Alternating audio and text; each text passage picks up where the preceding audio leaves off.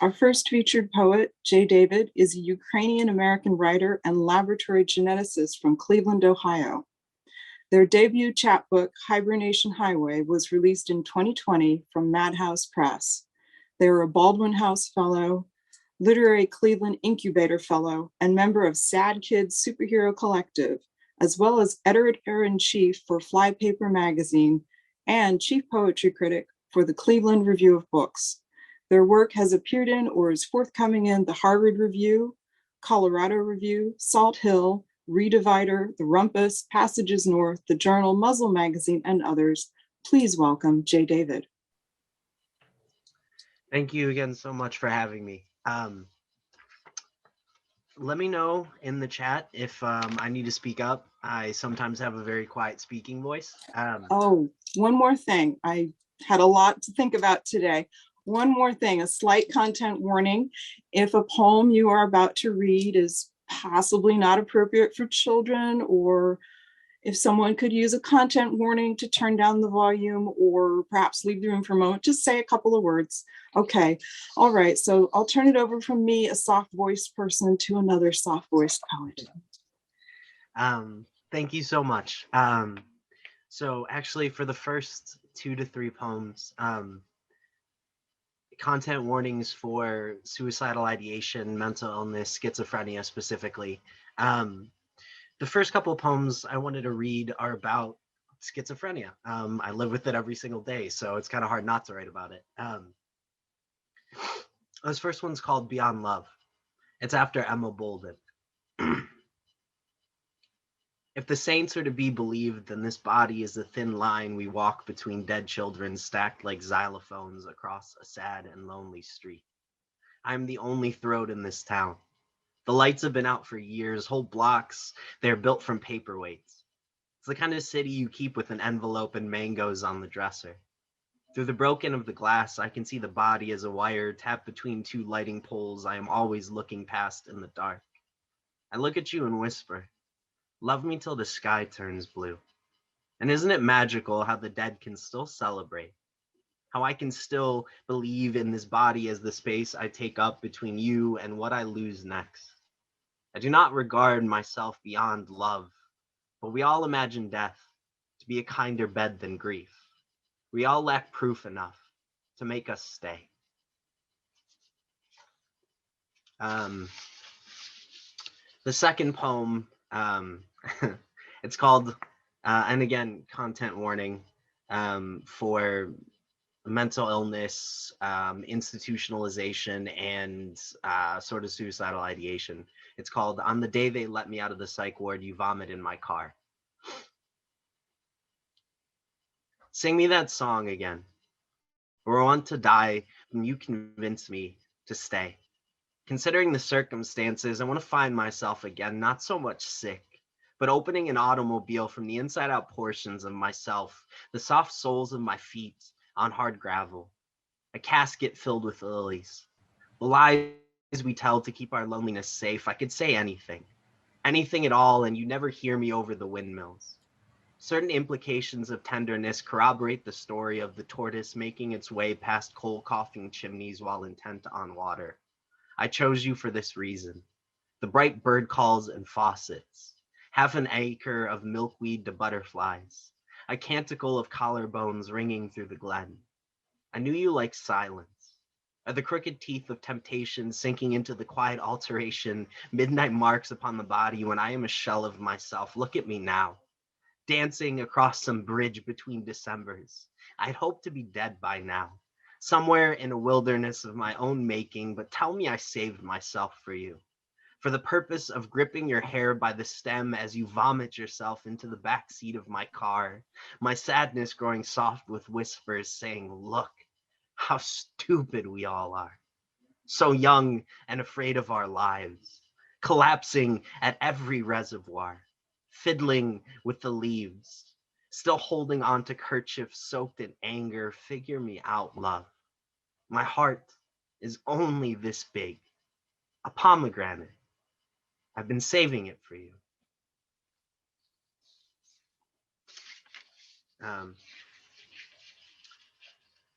It's always interesting to have silence in between poems because it lets you sit and linger with it. But thank you for everyone saying nice things in the chat and all the little clapping hands. It's nice to even be in virtual spaces and sort of be around poetry together. So thank you all for taking time out of your day and just spending it here with me and the rest of the readers. This one's called On Prayer. God kills you and blames it on a bear. Being taught as I was about investing exclusively in car stocks, I was never awake to the possibility of heaven cleaning its teeth. Faith has always looked a little bit like violence or some familiar scar on my thumb from growing popsicle trees and raising species of jellyfish to immortality. O God of algebra and muscles and schizophrenia, joy is a door I am kneeling before. I have scraped my fingers raw against its bark while begging to be let in. If not this door, then some window. If not this life, then some other. May the Volta come when it is needed. Even the light waits for its turn. I want to be mindful of everyone else's time as well, so I'm just going to read one more poem during this this sort of section. It's called Ode to Trans Bodies. It's for D.T. McCrae and Jeremy Hensley and Benjamin Rhodes. Ode to Trans Bodies. The winter my body grew dendrites, I was barely a button in my mother. My tiny bursting blastula birthing inches of brain stem meant the world was coming one cell division after another. We are all made this way, wrapped around ourselves ounce by ounce until each individual part has its name. And beloveds, how small our hearts, that they fit in our palms, but how much they hold and how full mine is to have loved you.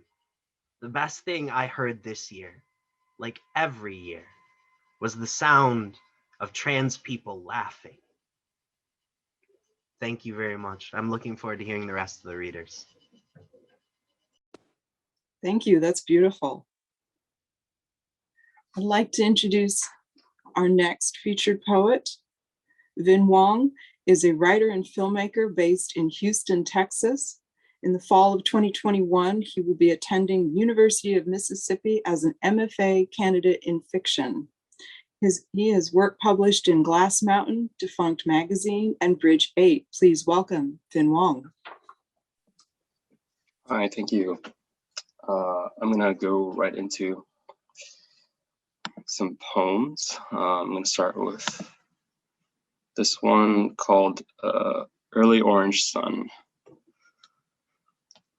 When she woke, she did not remember the sound of the rippling water, but it was with her, without her knowing. Julia Otska. Spring of 1942, a gray bus stops by old men in a diner, wolfing pancakes. Beyond the windows, the early orange sun rises, alights upon the passengers and their faces.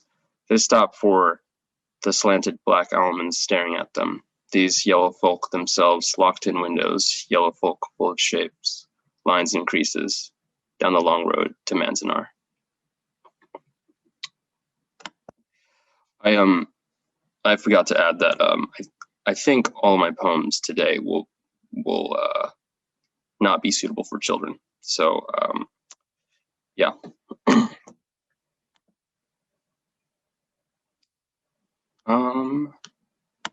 This one might be a little bit lighter. This one's called Game Show, in which you guess that mythical creature. Priests in their dreams often ask me what came first, chicken or egg, and I say, no contest, chicken. And they say, how do you know? And I say, I was there. That wakes them up.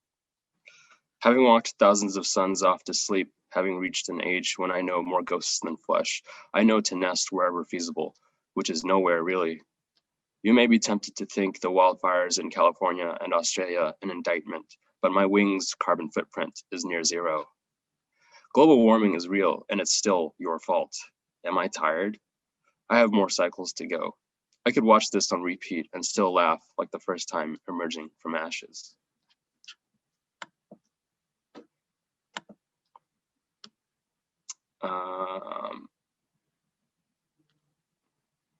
Okay. This next poem is called the assimilation equations. I am a debtor, borrowing letters, buying vowels with credit, wondering how numbers are involved in a moment.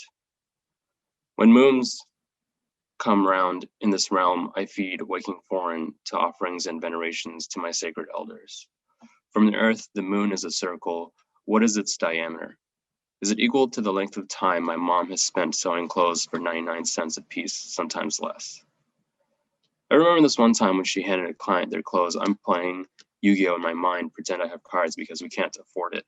My mom comes in, elbows and chin, pink flesh raw, skin scraped off, as though she had held onto the clothes hangers out of the window while they drove off, dragging her along. There I lay in bed, dreading the SAT tomorrow, and that one specific question, question 31, how many times has my mother had to almost die for this sound to exist?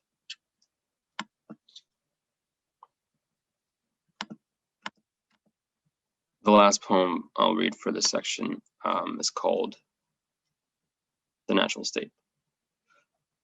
To reach your cabin, you'll merge down one of 12 lanes. Your neighbor's music shatters like the end of an argument and drips fragments into the swimming pool of your daughter's casket.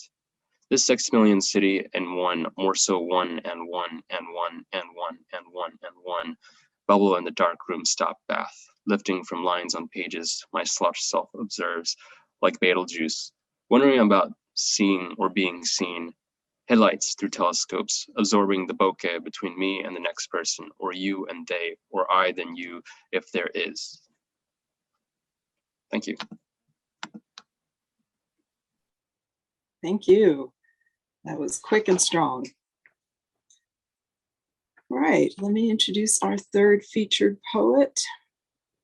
Adele Elise Williams is a writer, editor, and educator. Her poetry can be found or forthcoming in Guernica, Barzac, Cream City Review, Bear Review, Tammy, Split Lip Magazine, Quarterly West, Beloit Poetry Journal, and elsewhere. All her current goings-on can be found at adeleelisewilliams.com. Please welcome Adele Elise Williams. Thank you so much, Leela. Thank you, Public Poetry, for having me. I'm really into what public poetry does, so I'm excited for this reading. And like other readers, I would say that the majority, if not all of my poems today, are not kid-friendly. I have a sailor's mouth. All right, I'm going to start with a poem titled Coming Clean. I've been obsessed with myself more than usual lately, like more than the queen, whoever that is and wherever that title rings true. And so now you know I am ignorant too. I am both vain and dumb at geography, at where the hell is the UK, and tell me more about borders, about ritual, about what exists outside this body, all colonized and colonial in its effort to feign interest, to mirror control. So to say, look both ways when crossing my street. I'm coming at you with a chip so big my posture slags like Quasimodo, but full blown, so my mind too presents slow to swallow. And you know what I like? The limp, the violent swag of a selfish woman playing scholar, playing like the camera's rolling all hot and all the time, the ticker-tack of perceived permanence. And as I was saying, obsession gets me out of bed, gets me good and wet. See me, lover Lou? See me, baby boo? I don't, because I don't care. I have hair rit rat. I have bangs I regret. Now see the monster? See how I hate me? See me, see me, see me.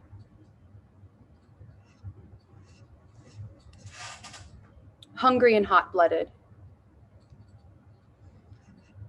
Real vanilla bean and organic eggs, and I say wild blueberries are sweeter because they fought harder, so that is the cake sauce. And I paint my nails lapis of luxury while we pretend I didn't stuff my mouth with men before you. Back then, my nails were Big Apple. My lips were Russian red. Man, oh man, my hands were claws. Man, oh man, this cheesecake won't bake. Its forever jiggle is a promise that I'm only a weekend deal. If I paint my nails tea and toast, we may go on forever, and I can match them to the sand, and the beach is hotter than this oven, I guess, because the jig still hasn't set, and sometimes I can't even stand on the sand, it's so hot. Man, oh man, we could be the real thing. I say sweetly, this is my mother's recipe, and am carefully blowing my polish dry when you call me by the wrong name. This next poem is titled Wet Woman. When a woman lives like a lake, she is not just sprawl and mirror. She is not just slip and bank. She is all the wet on the margins too. So be ready for water in every way you can possibly imagine it. Be ready for soaked socks. Her hands are in her pockets and the lining folds around her hands, and it does not mean they are dry. They are wet and fingering. They are the same as me, sleeping, February, in a train station, head on top my boots, doubling down on the leggings, the layers, fingers in a pocket are hiding too. A girl on the run is drowning. Say that winter is cold like a lake wind. Say the station isn't policed, so my boots and a man's face become fast friends. The grope, a raping swell, my boot slap a rickety dam. Say don't touch me while I sleep. If I move more than water, if I smash a face with two boots, I am still like a lake, like an overcoat for the wet to creep up, a man's thumb on my lips, a flood of body.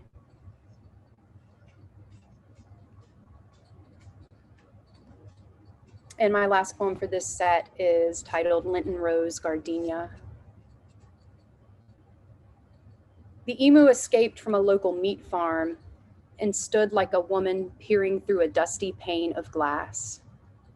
It rushed forward, fish hooking its neck, and I would so like to say our eyes met, that we transcended species in our estrangement, but the emu flustered then fled and left me deep in summer's decay. Later, my mother's throat swelled up fierce from flowers, and because I am contemporary, because I am fearful and flash, I Google hives and pulsing ears and itchy palms.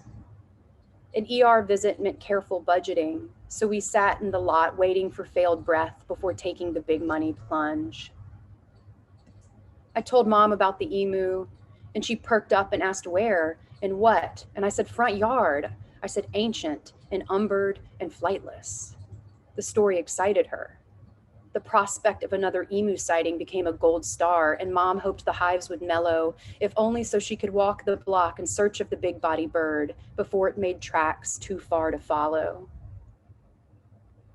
Bodies do not always cooperate, do not often reflect the terror within, or vice versa, a crazed face suggesting discord, but the soul inside asleep soft in a boat. My mother often talks about how she was green in her mind, but her body is trash and won't listen at all. It is old enough to no longer be sex, but still seen as a tool, and this makes her sad and broken in a way ignored because age. And yet, she squats and lunges and planks. She pitters and prays and places something rooted on every sill. She trolls, searching her own grounds, all usual, but never really home. The emu became a community celebrity, and wildlife rescue claimed to have a plan, but the emu was killed during capture. Its Jurassic body freaked from the limits of the net. Its heart exploded like an egg cracked before boil, a wound's vulnerability at the moment of wounding. I love you. And I'll stop there. Thank you so much.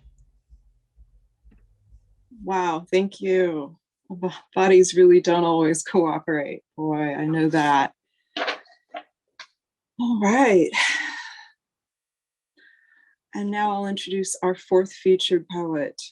Nick Ratner is editor-in-chief of Gulf Coast. He's a former basketball journalist and editor for Ugly Duckling Press. New and forthcoming work can be found in Pleiades, Hayden's Ferry Review, Denver Quarterly, Salt Hill, Grist, and other publications. With Marta del Pozo, he has translated the work of poets Ivan Yauri, Cesar Gutierrez, and at present, he is translating the work of Spanish poet Juan Andres Garcia Roman. Please welcome Nick Ratner. Thanks so much, Leela, and thanks to the other HPL staff and to Fran, even though she's not here. I was a periodicals clerk in my hometown public library, and I love libraries, so it's really cool to be here. And thanks to everyone for coming out, and to my fellow readers. I'm honored to read with y'all. The third poem in this first set is maybe PG-13, although Jaws is rated PG, so I don't know if that tells you anything, but I'll give you a heads up before I get there. The first poem I'm going to read today is called Windshield Streaked with Exhaust. In a dead sweat, she tells me she drove a Ford Focus, desolate dark, across the paved, illuminated dome. It was like being in a cave inside a cave, she claims, handprints of her kids back in Illinois, like starfish on side windows. The fine young cannibals, the raw and the cooked, accompanied dumbass starlings plinking off her windshield. Drive me crazy on repeat, she crossed the Colorado plains, taillights blooming like algae on motorcycle waters, stars on her windshield streaked with exhaust. Wherever she drove, she was true north for the truckers' stairs. Married men leaned on their wheels. She traced a blur from blue roads through chicken cutlets and massacres, through great grain bands of America, engaging in mild flirtations here and there, unable to shake a rhythm she felt would bear her to the end of everything. She got in a few situations. She got some powdered donuts too, chocolate milk, Funyuns, cash for the tolls. Low-level dread turned to greasy sweat as she crossed to Oklahoma. Can't believe the mountains, she said aloud, 1,000 miles after they'd gone. The wonder from creation stays good though, or dreams the terror of its birth ongoing.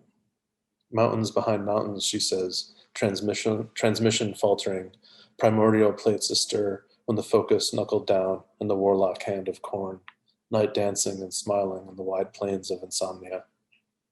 Here in the duplex, luminous cathodes paint pastel rivers and folds of imitation leather couch. We are ghosts of ghosts, she says, ragweed, horizon scraping fields of soy. This next poem is called Local Gods, and I think it's one of maybe 2 or 3 poems that feature a used red cutlass. This is a card that I'm obsessed with. Okay, this poem is called Local Gods. On a shoulder you cut the engine, and we let a mild slope close your cutlass's doors. We flick our cherries like tracers into the drainage's pooled water, I here all year to rehearse the sky. We cut across fallows to a silo, tramping wild ginseng and catalpa, purple heads peering through the yellow mash in the winter of our red wings. We stand in the silo's torn cornea, sun breathing on dented panels pollen yellow, next to bales of hay etched blue. Our blistered fingers smooth mistake, touch skin suddenly flush with fatigue. Light another. Smoke reverses light through the tattered eye. We are near enough to hold the other's heat. Headed back below a sightless moon, the silo is a steel finger balancing a rain of stars on its nail. Each star that falls the site where new language must hold, take root. Our cold steps, heavy with coming winter, catch on centuries-old divots, mapping days we can't see in daylight. And I'll end this set with a poem called The Ozarks, not about the show, about the part of the country known as the Ozarks. And I guess this is the PG-13 poem. So earmuffs for anyone who doesn't want to hear it or doesn't want their kid to hear it. The Ozarks. He pries open a window and shimmies into steel a dog-eared Stevens, a blue Olivetti, marb lights, a mini skeleton and a mini coffin that springs a mini boner when you pry the lid. He finds the TV on, cartoons playing in the saltbox catacomb. There is milk in a glass bottle in the fridge, so he drinks some, tasting the grass the cows ate, the extravagance his friend could afford. Though he'd suffered there, his friend wanted to remember the Missouri farm he'd worked as a boy. Once, his friend described the farmer's eyes as clouds gathered on a ridge of threshed hay. Another time how the farmer would dead his arm with punches, then order him to carry ice into suburban homes. When the farmer died, age 104, his friend remembered how the farmer's sons had divvied up the land, and houses were set into the hills, neat rows of them, and how once from above in an imaginary plane, he saw how closely the houses resembled the hand bones of a giant who must have died while reaching into the dark cabinet of the Ozarks. Let me welcome back our featured poets. Jay David is up first.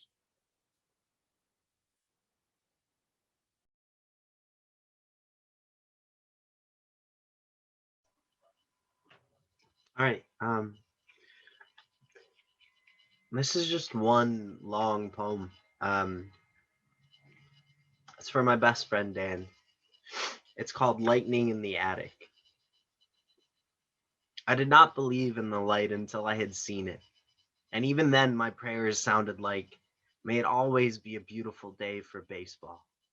Dan, I am forever in the bleachers. That summer, we saw Tyler Naquin hit 4 home runs and Gabe take a plane to his new life. When doctor scans told me the lights upstairs were on, I spent the whole day hallucinating to prove it, eating blossoms off the lilac bush thinking it would make me lovely, writing poems about God until they were bodied and breathless in my living room. I was schizophrenic in the way that one is when you are fractured and all of yourselves are present with you. There are few words for brains or bodies like ours. One of these means something like a dream in which my hands are touching nothing and you are lining one by one in order of how much I loved you when I loved you the most. There is no loneliness like love. We pick apart the best of ourselves for folks to make homes inside of us and keep the lights on when they leave. Dan, you once said the meaning in suffering had something to do with how much we're giving away to others at any given moment. Do you still believe this is true? And how long till I stop believing in the parts of my poems that save me? Our lives are passing each other by and we've done nothing to stop it. I never want to lose you more than I can handle. My memories are becoming more beautiful and less real with each passing year. Dan, what I remember now is that after Naquin rounded the bases in the 9th inning, we cheered till our lungs went sore, then walked the Carnegie Bridge home. I vaulted the concrete to hang at its edge by my fingertips. You sat beside me with your hands, prepping to pull me back, should I ever feel the need to let go. Give me a sec. I always get really emotional after reading that poem. All right, this is the last poem I'm gonna do. It's called How to Start a Car, and this is a love poem for all the queer folks in the world. If Despy's still in the chat, this one's for her too. How to start a car. The voltage in an ear is roughly enough to jumpstart a car of the right size. There's so many steps to get to that point though. And why would you want to start a car of that size with anything less than your heart? I remembered nothing from the year I spent reading queer theory, but the paragraph summarized in my notes that went, there are 2 kinds of people in the world, and everyone falls into the same category. My contribution is an epigraph I added to the copy of Gender Trouble my ex lost. It said, if desire is performance, then we kiss like nothing ever dies. All I want from the universe at this point is a knuckleballer winning the Cy Young in runaway fashion, then again the year after that, and the year after that. Yes, there are more important things than baseball. But have you ever kissed someone in the 9th inning for no reason, save the fact that you were both queer and alive and being seen? Thank you to Public Poetry and the Houston Public Library, and to everyone and all of you for spending your afternoon with us here. Have a great rest of your weekend. Thank you for sharing that with you. And if we were in person, I would hand you tissues. Next up, let's welcome back Finn Wong. Hi again. Okay. I just want to start by saying thank you to Public Poetry and HPL, and also to my fellow readers. It has been a pleasure and privilege. I'm going to read 3 poems for this last part. I hope you all enjoy. This first one is called Moktofa. Not faux from fee, fi, faux, fum, but loose leaves, sawtooths, and Thai basil, round-eyed beef bits, and amputated baby feet. Strips of flank on a slip of land, almost all coast grounded out like beans for roast by stratofortresses. Skin and sweat, the brothers and sisters who must have burned when bombs chiseled their homeland in flame, a ripped up hand holding pictures of all these people lost inside broth and time, a white man absolving himself of sin inside a native woman. When Saigon falls, he flies. A young girl hatching from an egg left behind, hints of her patrilineage and blue eyes with milky skin against amber blanched upon brown flesh floating bleached white. Her flight across an ocean of burnt islands, blooded beaches. Her son sprung from the beast of two backs, walking two paths, eating these white coals in a restaurant of 3 generations in a country that still sees foreign. It's the dreams the boy has at night of the fall, wondering where his wings went and whether he lands on his feet.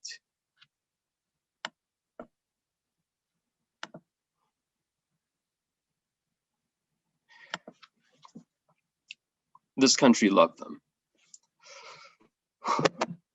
When this all ends, if it ever, I will remember how Animal Crossing showed us a glimpse of paradise, how I found new excuses to avoid reading the books stacked in the soft light of the desk lamp atop my nightstand, how a dishwasher is for more than just storage, as my Vietnamese mother likes to save water, how Calvin Chu went on a walk in San Francisco and never came home.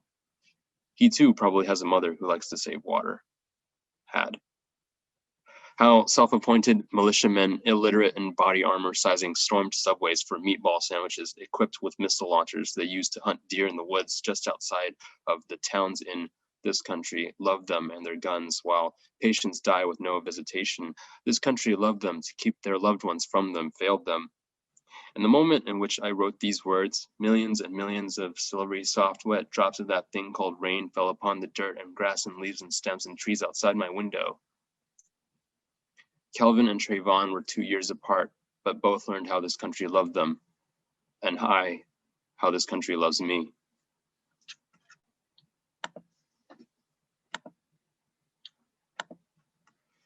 This last one is called American Dreams / American Nightmares. Let's talk about America. My parents came to this country because they saw opportunity, known by its middle name, the American Dream. What is the difference between a good nightmare and a bad dream? Me. This joke on me on stage bearing poems, not arms. A legacy of American war fleets knocking down dominoes in Vietnam. It is said the outcome of war don't mean shit to the dead. It means to me, the living, the choice between Domino's or Pizza Hut, McDonald's or Burger King, Pepsi or Coke, Ford or Chevy, Starburst or Skittles, in Texas, Whataburger or In-N-Out. These great debates not possessed in old lands, once burning, now rebuilding, lives restarting, or so, if only the drone strikes could, killing from afar of some threat the American mind imagined, some nightmarish mongrel horde sweeping down from Central Asia. The drone strikes need to chill for one damn moment. Opportunities aren't free, are paid for by their children who talk back to their mothers with a stepmother tongue. This language wasn't made for me. This language I wish to unmake into me, retake, then remake like Legos, each piece into a house, a long, strong sentence. No, not a death sentence, but a serious inquiry to unbury lost treasure and bubbling depths. I'm Vietnamese, I go by Vin. What is your name? Tell me something Wikipedia could never know of you and yours. For example, I was born with 6 toes to my right foot. The doc cut it clean off. My scar remembers it.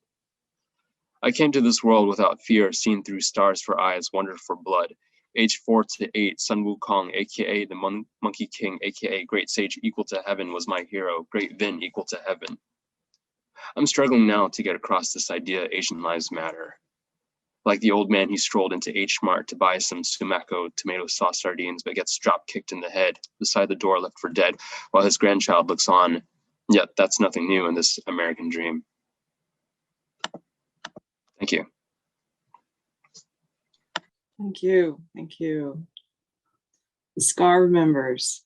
That is for sure. Next, let's welcome back featured poet Adele Elise Williams. Hello. Thank you again to everyone being here and feeling really honored to share this space with the poets today. I've got 3 poems. The first one is titled Morel Morello, and just a tiny bit of context, Morel was my pawpaw's last name on my mother's side, and then Morello's like a really decadent cherry. Morel Morello. One of these is my blood, and one is a delicious bird's heart, beating outside the body, steeped in beetle syrup and anise, resembling far away a red velvet gumball, up close, more like the Magdalene's own wicked chalice. One of these is gore and boudoir, and one of these is dead and gone. My pawpaw, my toothless and smiling like a fool and sending me coupons in the mail and liberating Buchenwald and joking through those few teeth with still that jack-o'-lantern smile. Still baby bird head of hair pawpaw, my pawpaw, who I don't even know where he is buried because I am so selfish, so wretchedly lost. All I only ever know are death cherries and a vodka drink. Dear Diary, astronomers have successfully photographed a black hole and I'm getting older. I'm not crazy old, just old enough to notice when my sexy body is less sexy, when my face puckers like a pocket tissue, and when my legs are sleepy and pale. I do not feel sorry for myself today, but I do feel stupid when I open my mouth in my fem theory course, or try and make a yawn into a smile, or when I apologize for something I do not care about. I'm tired of holding my shoulders like a woman with big breasts. I am overwhelmed learning the lineage of my insignificance, my own shamed experiences studied and taught. Sometimes being poor feels worse than being woman. I say things like that in the theory class, and everyone asks how many trains I hop before coming to grad school, and I say 1, but the fences are countless. I see things like a survivor or a sailor or a surviving sailor, large and in charge and covered in sun. My toes too have begun to tell my, I noticed this morning that if I pull my ass up towards my back, the whole front of my body awakes. I consider quitting everything and creating my ass to back contraption. I will need 1 waistband, 2 detached underwire bra cups, 4 zip ties, and 1 saggy butt. Or maybe I'll revive the practice of neck stretching, stacking copper bangles like resentments. Perhaps I'll film a documentary about the number of misbehaved women ticketed out front of my house. Today, the queen in question must have been drinking and drugging. She cried like sorry while explaining, but fought like Annie Oakley in the cuffs. I peeked through my blinds and watched the deja vu unfold. Once, twice, thrice, that was me.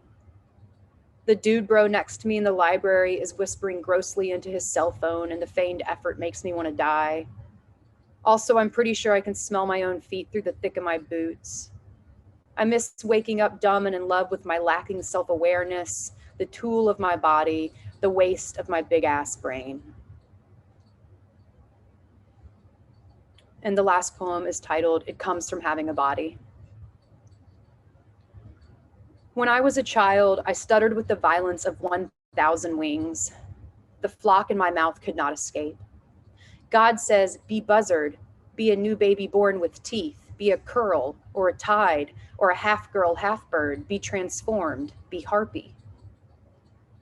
I drove my mother's forever postpartum. Sorry was the hardest to sputter. The savage wings, the tongue ticks flapped and fought. But one day God said, son, and God said, good morning, child. And I said, hard tea Tuesday. The first time I did not stutter, mother held me for 1,000 seconds. The birds flew from my mouth cave like wood smoke, and I did not know that I had almost killed her. A body will wait for the very last moment to act. Sometimes God says Yahtzee, and I know this means someone has won, but someone has lost too. A holy man is a gambling man, and that God of ours, he takes bets after all. Once a mother's baby drowned at home, and God said, hello. The baby knew the wet of something, the sink of the same. He sank like the sun, an orb of stutter, an entired candied peach. A baby body can be a poem too, can talk to God and want truth or deep water all the same. Did you hear the news? My long body cannot stop stammering. It will not pull a fluid stroke for the life of it. It will not slow enough to tally. This body is searching everywhere wet for love and real. God says buoy for it. Body says how so? God says flap to float, and body says brilliant. It comes from having a body that won't rest for anything but soothe and flare when God is so near. That has to make all the art and read all the words and love all the men in an effort to know what God wants from this body, from bodies, what God wants from offering a moment of flood or wings. What God wants from a stammer poem by a woman with a story, from a body begging for last call, from a current pulling down and out. God says, kiss me. My body says, what's at stake? Thank you again, y'all. Thank you. That was excellent. All right, let's welcome back our fourth and final featured poet for the day, Nick Ratner.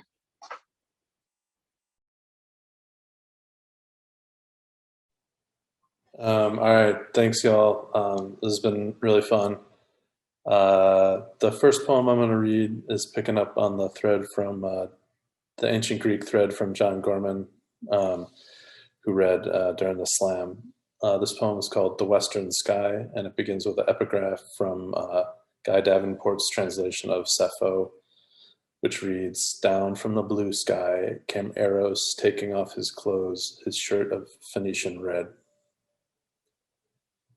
As my shirt is unbuttoned, as my chest is warmed by sun, by a star that soaks shirts through its heat, to dream while a dream, and the grass bends east, away from dusk, wind that carries news of sawmills, cooling wrists and necks reddened by work in a field, rows where we gathered seeds, heaping them on a screen taken from a window in a house no one lives in anymore. Shaking the square to separate skins, crimson as his split hands, sky's color now, hours we worked its circuit of stillness, laying by this lake, as night comes with its smokes and beer, under blood-red sighing, past all regret, beyond the limit left between purity and genes. His light to make me whole, this memory of today, smoke of leaves with dusk's heaviness. Maybe I will return a day when fear splits me, as sudden hardens with its light, then halves a seed, no intent in light but where it falls. Maybe we will swim again, buck naked, across this lake, wanting what we will, though it's cold here, where river empties into cairn. Could I forget myself like water after so many collisions with stone, leaving always my body for another's? The forms the river carries are its images of devotion, pine needles, and pollen curling into galaxies of yellow and green. Two short poems in sequence, both self-portraits, one featuring the aforementioned Red Cutlass. Self-portrait, Rust. Once, while the state was pulling earth and sky into its mouth with storm drains, she said for me to lean from the window to watch empty silos as they bent and rusted worship on the body of her used red cutlass. Self-portrait, Drought. What I want depends on if I may speak with you, our dust adding films to wind so the once-a-year rain can open its calendars. Let rain sew us open to star and satellite. Let it write the way the past is, illegible, hypnotic. We want to rattle in ourselves again, shake sight. These bones can rise, can offer their smile, their long, slow chatter, if you would find them. A migrant star iridesces in the calcium dark. And I'll end with a few short poems, which are translations from the Chilean poet Gonzalo Rojas. Apropos of nothing, it's not his birthday or anything like that, but I just really like him. And this first one, I guess, should include a warning because it includes references to suicide. So this first poem is an elegy that Gonzalo Rojas wrote for his fellow Chilean poet, Jorge Cáceres, who died when he was 26. And the name of the poem is Chance Was Once Called Jorge Cáceres. Chance was once called Jorge Casares, and had spent 25 years on Earth, had 2 clear eyes and 1 dark gaze, had 2 fast feet and a knowing way.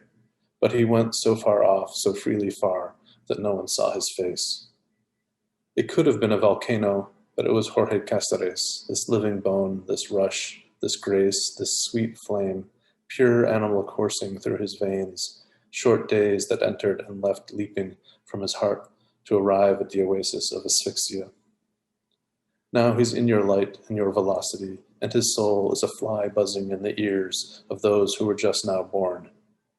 Why would you cry? Go live, breathe your oxygen. And then 2 very, very short poems from also Gonzalo Rojas. This one is called Quick Fast. Those who know what you can know, and those who keep sleeping, keep sleeping. This one is called Kids, and then I'll read one last one from Rojas.